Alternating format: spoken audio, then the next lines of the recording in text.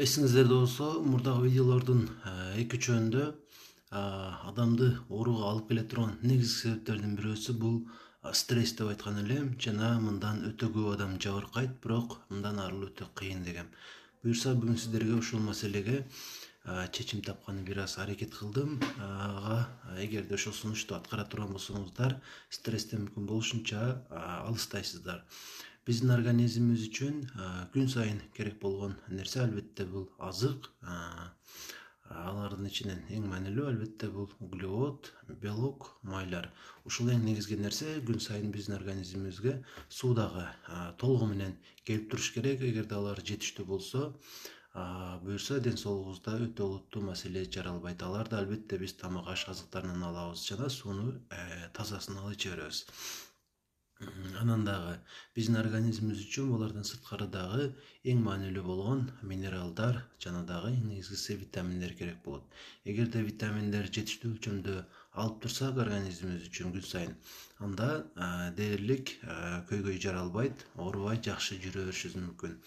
Алардын ичинен дагы эң маанилүүлөрүнөн бул В тобундагы витаминдер, витамин В1, В6, В12 жана башка В тобундагы витаминдер. Аларды күн сайын алып турчу болсок, тамак аштын сиңүүсү дагы жана башка процесстер дагы организмдеги толугу менен жакшы иштеп, маанайыбыз дагы жакшы болот.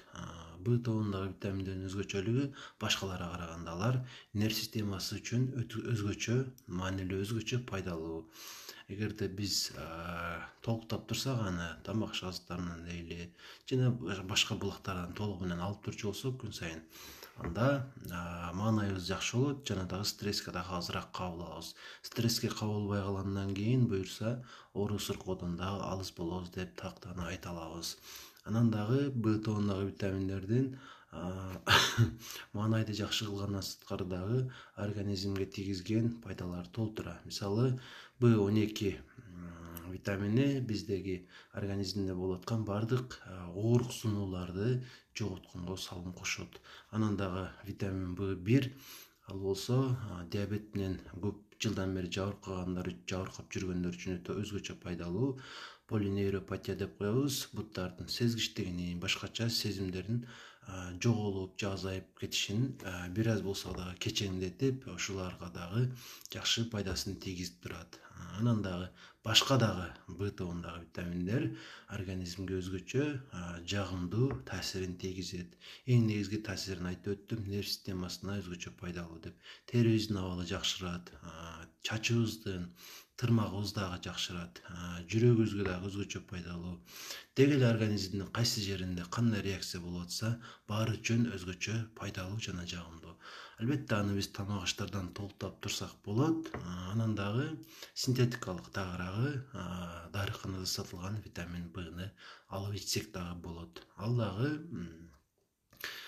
табигый азыктардан алган сыяктуу болсо дагы ошого жакын, жакшы жери тезирээк таасир этет. Анткени бул даяр продукция.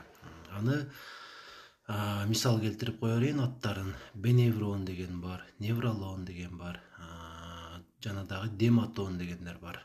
Таблетка түрүндөгүсүн аласыз, кайсынысын болсо дагы.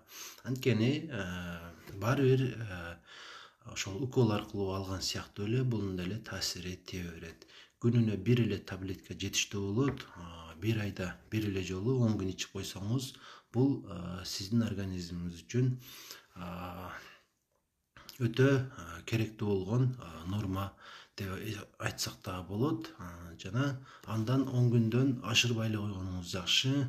Анткени бардык нерсенин ашыкчасы организмге сөзсүз түрдө зыян тийгизип коюшу мүмкүн, ал пайдалуу нерсе болсо деле. Демек, бир айдын ичинде бир 10 күн, мисалы бүгүн баштадыңызбы, 10 күн катары ичесиз дагы, бир ай эс алып туруп, андан кийин кайрадан 10 күн ичип койсоңуз болот.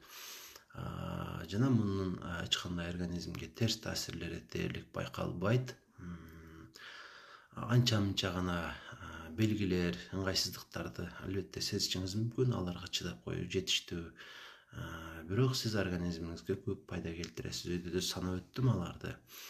Муну менен стресстен дагы арыласыз деп айттым. Стресс болбогондон кийин оору дагы болбойт. койт.